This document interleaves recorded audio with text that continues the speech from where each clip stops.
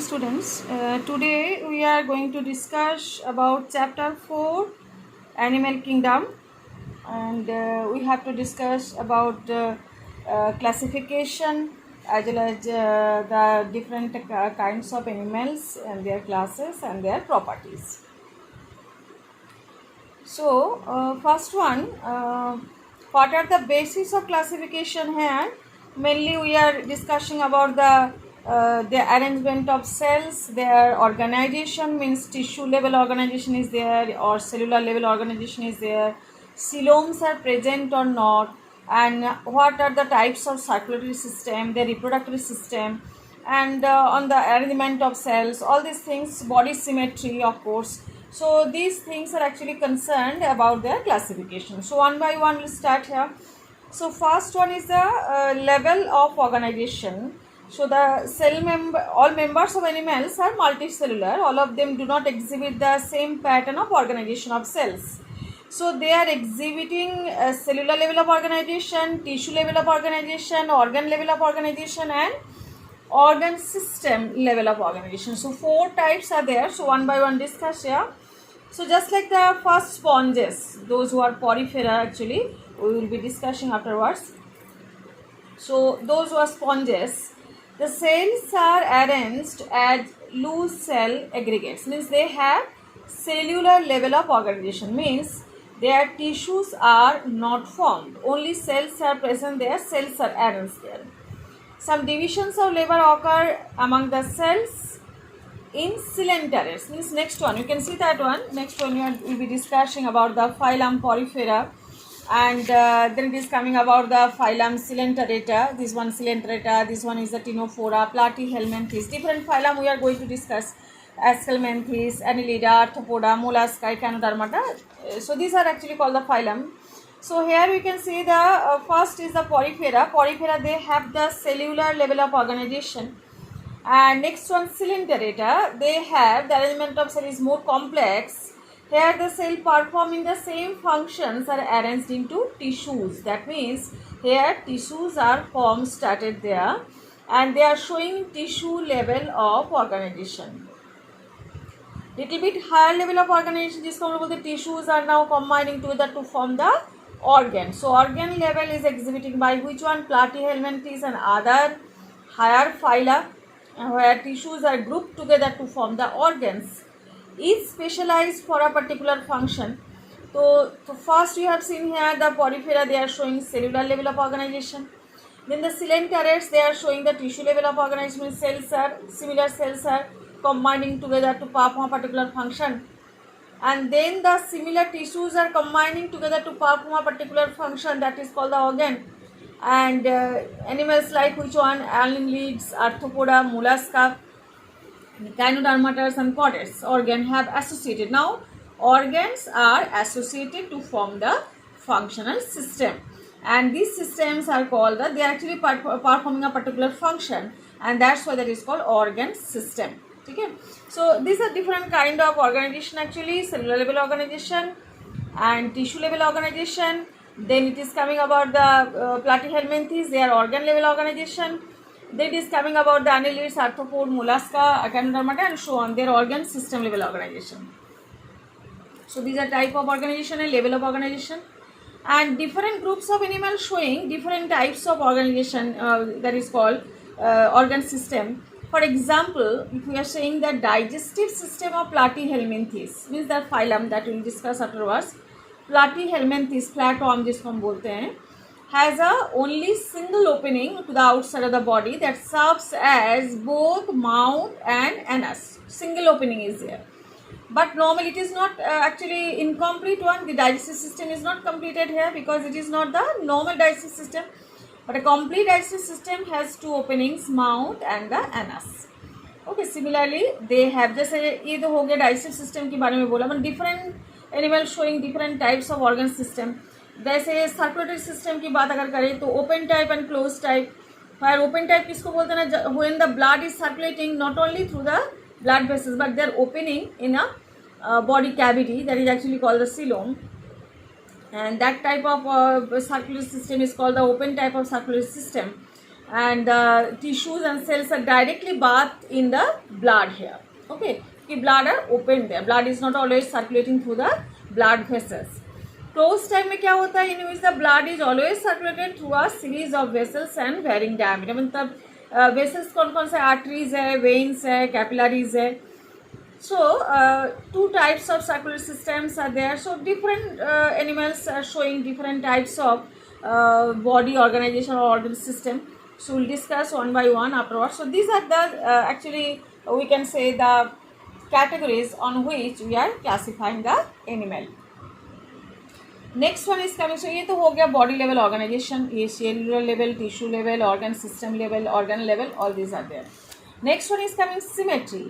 Symmetry are three types actually. One is asymmetrical, radial symmetry and bilateral symmetry.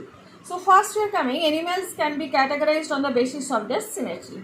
Sponges are, जैसे polyphera जिसको बोलते हैं, first phylum, are mostly asymmetrical. That is, any plane that passes through the center does not divide into two equal halves. मतलब कोई सा भी plane से आप इसको, जैसे यहाँ पे आपको 3 प्लेन दिखा रहे हैं, तो यहाँ पे जैसे एक ही प्लेन है, तो कोई सा भी प्लेन से आप उसको 2 इक्वल पार्ट में डिवाइड नहीं कर सकते. तो ये नहीं है एग्जाम्पल, ये रेडियल सिमेट्री का है, इसमें कोई सा भी प्लेन से आप इसको 2 इक्वल हाफ में डिवाइड कर सकते हो. जस्ट ऑपोजिट जो है कि कोई सा भी प्लेन से आप एनिमल बॉडी को अगर 2 इक्वल हाफ में डिवाइड नहीं कर सकते हो, उस बॉडी को और उस एनिमल्स को हम क्या बोलेंगे, asymmetrical. Next one is radial symmetry का किसको बोलते हैं. Now when any plane passing through the central axis of the body divides the organism into 2 identical halves. Look at here. So central जो part of the body and any plane passes through, यहाँ पे एक plane इधर है, एक plane ये भी है, तो दोनों plane ही क्या करते हैं ना, दोनों body को 2 equal halves में divide कर सकते हैं. इस plane से भी divide करो तो 2 equal halves में हो जाएगा, और इस प्लेन से भी डिवाइड करो तो 2 इक्वल हाफ्स में डिवाइड हो जाएगा. तो इसलिए इस टाइप ऑफ सिमेट्री को हम क्या बोलते हैं, रेडियल सिमेट्री. एंड जैसे सिलेंटरिट्स में दिखता है, या टिनोफोरा में, या इकाइनोरामा में, जिसके जस्ट राउंड शेप की बॉडी होगा ना, उस कंडीशन में इसको रेडियल सिमेट्री दिख जाएगा. And next one is coming about the animals like annelids, arthropods. Their body can be divided into identical left and right halves in only one plane. जैसे यहाँ पे देखो, इसमें एक ही हाफ में क्या होता है ना, 2 इक्वल हाफ में डिवाइड, मतलब एक ही plane, only one plane can divide. यहाँ पे एनी प्लेन कैन डिवाइड. दोनों में डिफरेंस आपको समझ में आ गया. Any plane can divide and one plane can divide into 2 equal halves. That is called bilateral symmetry. Okay, next one is coming about the triploblastic organization. Animals in which the cells are arranged in 2 embryonic layer, that is external, ectoderm and endoderm, है ना. तो अगर ectoderm and endoderm है, उस condition में जैसे cells are arranged into embryonic condition में 2 layers में सेल्स अरेंज्ड होता है, तो उसको बाहर की तरफ से जो लेयर होता है उसको एक्टोडर्म बोलते हैं, और अंदर की तरफ से जो लेयर होते हैं एक्टोडर्म बोलते हैं. इसके अंदर एक लेयर्स तो नहीं है, बट मेसोग्लिया की प्रेजेंस रहता है ना, अनडिफरेंशिएटेड, जिसमें यहाँ पे डिफरेंशिएट हो चुका है सेल में, लेकिन यहाँ पे कोई डिफरेंशिएशन नहीं है, तो उसको हम क्या बोलेंगे, mesoglea is present between the ectoderm and endoderm. इस पैटर्न ऑफ जो ऑर्गेनाइजेशन है, लेयर्स के ऑर्गेनाइजेशन, इसको हम लोग बोलते हैं डिप्लोब्लास्टिक लेयर्स ऑफ ऑर्गेनाइजेशन. और यहाँ पे क्या है देखो, एक्टोडर्म भी है और एंडोडर्म भी है, और बीच में मेसोडर्म, मतलब यहाँ पे जो सेलुलर डिफरेंशिएशन नहीं हुआ था, here the cellular differentiation is there. So that's why ectoderm, mesoderm, endoderm अगर प्रेजेंट है, उसको हम लोग क्या बोलेंगे, ट्रिप्लोब्लास्टिक. मतलब this one is evolve from which one, this one, develop from this one. तो इसीलिए क्या होता है, इसको हम लोग बोलते हैं डिप्लोब्लास्टिक ऑर्गेनाइजेशन, और यहाँ पे बोलते हैं that is called actually triploblastic in nature. Okay, next one is coming about the, so it is written here, these animals in developing embryo has third germinal layer, mesoderm, in between ectoderm and endoderm, are called triploblastic animals. Okay, तो Platyhelminthes से start करके, मतलब यहाँ पे जो आपके आएगा, जो फ्लैटॉर्म से स्टार्ट करके बाकी सब आ जाएगा ट्रिप्लोब्लास्टिक, और उसके पहले जो आ जाएगा that are diploblastic in nature, मतलब जिसके पास सेलुलर टिश्यू लेवल ऑर्गेनाइजेशन है. अच्छा, इसके बाद हम आ जाते हैं नेक्स्ट वन, सीलोम. ये भी बहुत ही इंपॉर्टेंट एक टर्म है. तो some are coelomate, some are acoelomate, and some are pseudocoelomate. So how it is? Coelom means body cavity. The body cavity, बहुत इंपॉर्टेंट लाइन है, the body cavity which is lined by, है ना, which is lined by mesoderm is called the coelom. देखो यहाँ पे coelom आपको दिख रहे हैं, तो ये है, जैसे मैंने आपको एग्जांपल में आपको थोड़ा सा डायग्राम दिखा देती हूँ इधर। अब देखो यहाँ पे है सीलोम, ये सीलोमेट है, ये सीडोसिलोमेट है, ये आसिलोमेट है। तो सीलोमेट कंडीशन में क्या होता है ना, एक्टोडार्म है बाहर की तरफ, और ये जो दो लेयर है दीज आर मेसोडार्म, है ना। तो सीलोम इज लाइंड अप, ये सीलोम अंदर की जो कैविटी है उसको हम लोग क्या बोलेंगे, सीलोम, और इसको हम क्या बोलेंगे, एंडोडार्म। तो एंडोडार्म, ये दोनों मेसोडार्म और ये एक्टोडार्म है।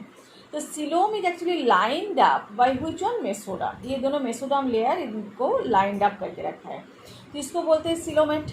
जिसके पास सीलोम है, बॉडी कैविटी है, उसको बोलते हैं सीलोमेट। जिसके पास पैचेस की तरह है, मेसोडार्म की जो है पैचेस की तरह रहता है, उसको हम लोग क्या बोलते हैं, ये सीडोसिलोमेट। और जिसके पास है ही नहीं, मतलब क्या है, कोई कैविटी है ही नहीं, बॉडी कैविटी है ही नहीं, उसको हम क्या बोलते हैं, आसिलोमेट। मतलब मेसोडार्म टोटली मतलब कोई body cavity is not lined up, कोई बॉडी कैविटी क्रिएट ही नहीं हुआ है। तो बॉडी कैविटी किसको बोलते हैं ना, बॉडी जो लेयर है और गट लेयर के बीच जो कैविटी, उसको हम लोग क्या बोलते हैं, बॉडी कैविटी बोलते हैं। ये देखो, द प्रेजेंस और absence of cavity between the body wall and gut wall, body wall and gut wall. Endoderm जो है वो गट वॉल फॉर्मेशन करते हैं, एक्टोडार्म जो है बॉडी वॉल फॉर्मेशन करते हैं, उसके बीच जो कैविटी बनता है उसको हम लोग क्या बोलते हैं ना, सीलोम। तो अभी animals possessing coelom are called coelomate, है ना। जैसे एनिलिड से स्टार्ट करके annelid, arthropoda, mollusca, echinodermata, hemichordates, chordates, all are coelomate in nature. Some animals the body cavity is not lined up by mesoderm instead. Mesoderm कैसे present होगा ना, just like अ patches, है ना। Mesoderms are instead the mesoderm is present scattered pouches in between the ectoderm and endoderm. Ectoderm और endoderm के बीच pouch की तरह present होगा, उसको हम क्या बोलते हैं, सीडोसिलोमेट। जैसे एस्केलमेंथिस, एंड एग्जाम्पल आपके पास है एस्केलमेंथिस, बाद में पढ़ेंगे इसको। The animals which the body cavity is absent that is called the acoelomate, जैसे प्लाटीहेलमेंट। जी यहाँ पे कोई बॉडी कैविटी नहीं है, देखो यहाँ पे बॉडी कैविटी की जगह में क्या है, मेसोडार्म प्रेजेंट है। तो cavity which is lined up by mesoderm is called the coelom, and the cavity between body wall, जिसको बोलते हैं गाट वॉल, है ना, body wall and gut wall के बीच जो कैविटी प्रेजेंट होता है उसको हम क्या बोलेंगे, सीलोम। अच्छा, सेगमेंटेशन किसको बोलते हैं ना, some animals the body is externally internally divided segment. जैसे आर्थो आप देखिए हो, रिंग लाइक स्ट्रक्चर रहता है, उसको हम लोग बोलते हैं सेगमेंटेशन, एंड इस सेगमेंट को हम लोग क्या बोलते हैं, मेटामरिक सेगमेंटेशन। जैसे नोटोकॉर्ड क्या होता है ना, notochord is mesodermally derived rod like structure, है ना। तो यहाँ पे जो हम बोलते हैं मेसोडार्म, अभी डिस्कस किए हैं, तो मेसोडार्मली डिराइव्ड होता है नोटोकॉर्ड, और प्रेजेंट होता है किसमें, कॉर्डेट में प्रेजेंट होता है। Animals notochord are called, animals with notochord I think, हाँ, with notochord are called chordates, and those animals which do not form structure are called the non chordates. Okay, तो porifera to echinodermata, ये जो हम start करेंगे phylum Porifera to echinodermata, ये तक क्या होता है ना, नॉन कॉर्डेट होता है। उसके बाद हेमिकॉर्डेट्स, कॉर्डेट्स, ये सब आ जाएगा। तो इसके बाद जिसके पास rod notochord like structure present होता है उसको हम लोग क्या बोलते हैं, कॉर्डेट्स। क्लासिफिकेशन ये एकदम लास्ट में आपको और भी अच्छे से समझ में आ जाएगा, फिर भी एक बार बता देते हैं कि एनिमल्स जो मल्टीसेलुलर है, सेलुलर लेवल और टिश्यू लेवल पहले ही बता के रखा है। सेलुलर लेवल ऑर्गेनाइजेशन किस में दिखेगा, पॉरीफेरा में, बाकी टिश्यू लेवल ऑर्गेनाइजेशन बाकी में तो दिख जाएगा, बट उसमें भी दो सिमेट्री आपको दिखेगा, रेडियल और बाइलेटरल। रेडियल में कौन आएगा, सिलेंथ्रेटा टिनोफोरा, है ना, निडारिया एंड टिनोफोरा आ जाएगा, और बाइलेटरल में बाकी platyhelminthes, aschelminthes, annelida, arthropoda, mollusca and hemichordates, ये सब आ जाएगा। ठीक है, तो अभी फर्स्ट हम स्टार्ट करते हैं कि first phylum that is porifera. तो members of phylum, first phylum क्या है, पॉरीफेरा। पोर्स का मतलब क्या है, पोर्स का मतलब है ना छेद, जिसको बोलते हैं होल्स। तो इसके बॉडी में, पूरे बॉडी में होल्स प्रेजेंट होता है और छेद प्रेजेंट होता है, इसलिए हम क्या बोलते हैं, पॉरीफेरा, पॉरीफेरस जिसको हम लोग बोलते हैं। तो they are generally marine and mostly asymmetrical. Asymmetrical means by no plane they can cut into two equal halves.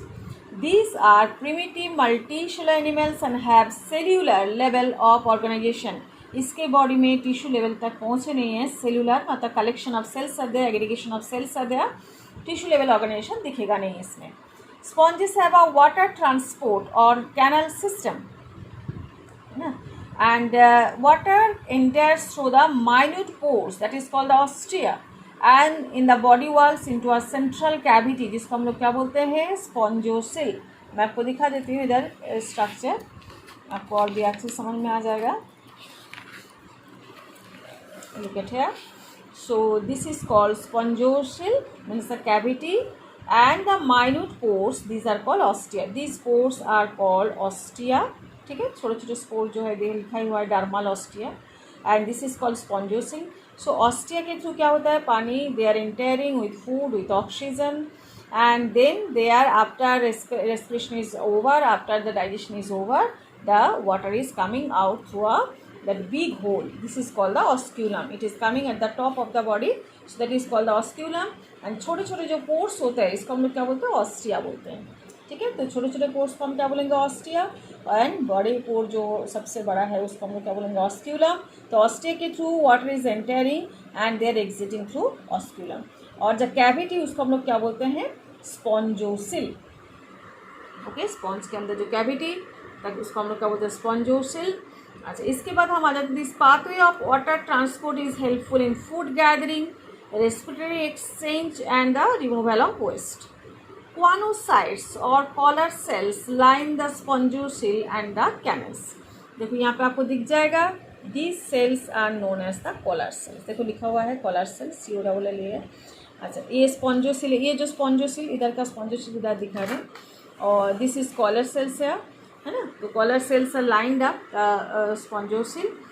Digestion is intracellular, cell के अंदर होता है, and the body is supported by a skeleton made up of spicules or spongy fiber. देखो यहाँ पे दिख जाएगा आपको, ये हो गया spicule। तो body is made up by the exoskeleton or skeleton that is cover up, that is actually made up by which one ना, स्पॉन्ज, जिसको हम लोग क्या बोलते हैं, स्पिक्यूल्स और स्पॉन्जिंग्स बोलते हैं। ठीक है, इसके बाद आ जाते हैं कि sexes are not separate, mean same body में both the sexes are present, इसलिए इसको हम लोग क्या बोलते हैं, हर्माफ्रोडाइट।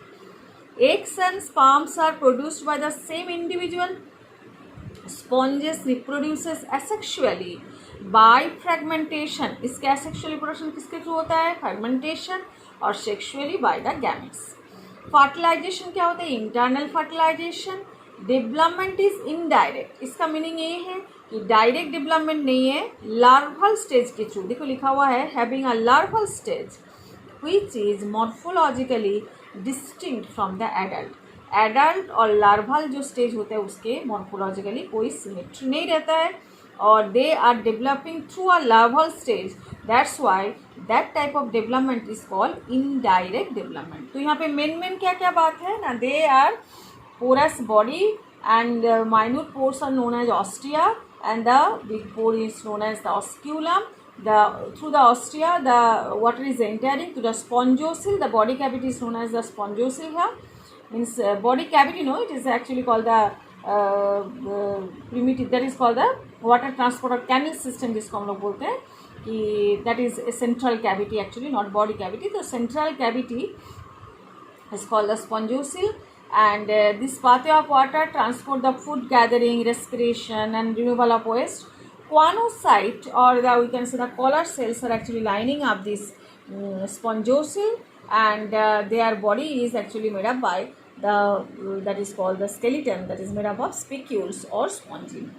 ठीक है, और their sexual reproduction is actually by their hermaphrodite in nature, asexually they are by fragmentation, sexually by producing the gamete, and the development is indirect. ठीक है, next one you are coming, so these are the example here. There is a spongy, this is called cycon, this is called euspongia, this is spongilla. Okay, this is the example here. Next one you are coming, one more, it is a coelenterata. So coelenterata इसको हम लोग Cnidaria भी बोलते हैं। क्यों Cnidaria बोलते हैं, cnidoblast cell. यहाँ पे देखो निडोब्लास्ट एक सेल रहता है उसके टेंटेकल्स में, जिसके थ्रू खुद को प्रोटेक्शन कर लेते हैं, उसको इसलिए बोलते हैं निडारिया। ठीक है, तो they are activity mostly marine, है ना, सेसाइल मतलब दे कैन नॉट मूव, और फ्री स्विमिंग, दोनों ही हो सकते हैं। रेडियल सिमेट्रिकल, देखो यहाँ पे रेडियल सिमेट्रिकल इसलिए बोल रहे, देखो ये स्फेरिकल शेप में है, तो कोई सा भी प्लेन से आप इसको दो इक्वल हाफ में कट कर सकते हो। The name Cnidaria is derive from the cnidoblast और निडोसाइट सेल। यहाँ पे which contain the stinging capsule nematocysts present on the tentacles of the body. ये सब tentacles होता है हाइड्रा की। एक फोटो अगर आपको दिखा दे हाइड्रा की फोटो तो आपको समझ में आ जाएगा।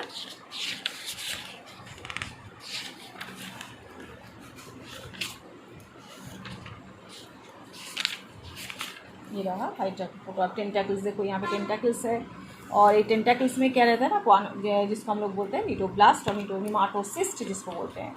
अच्छा, the nidoblast are for anchorage defence and for the capture of the prey, मतलब कोई शिकार पकड़ने के लिए या तो डिफेंस के लिए यूज़ होता है। निडरिया एग्जिबिट टिश्यू लेवल, देखो पहले जो पॉलीफेरा था हमेशा कंपैरिजन के साथ पढ़ना है तो जाके आपको याद रह जाएगा।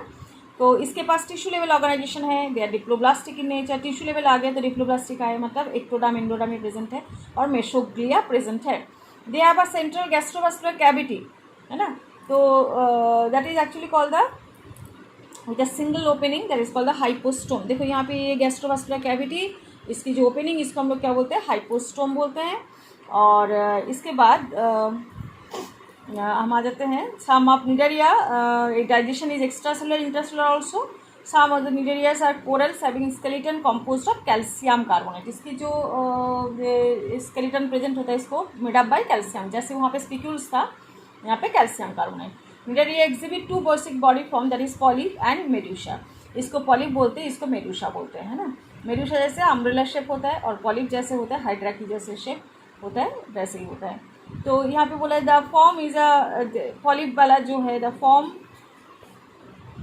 फॉर्मर, मतलब जो पॉलिप वाला है sessile and cylindrical form like hydra, whereas the latter is umbrella, ये देखो umbrella shape medusa and free swimming like aurelia. And those cnidarian which exist both the form, मतलब कोई कोई ये फॉर्म शो कराता है कोई ये फॉर्म शो कराता है, लेकिन कोई कोई जैसे ओबेलिया टाइप जैसे जो होता है they are actually showing both the form। and polyp produce medusa asexually and medusa form the polyps sexually। इसको हम क्या बोलते हैं, मेटाजेनेसिस। बहुत बार आते हैं क्वेश्चन में व्हाट इज मेटाजेनेसिस।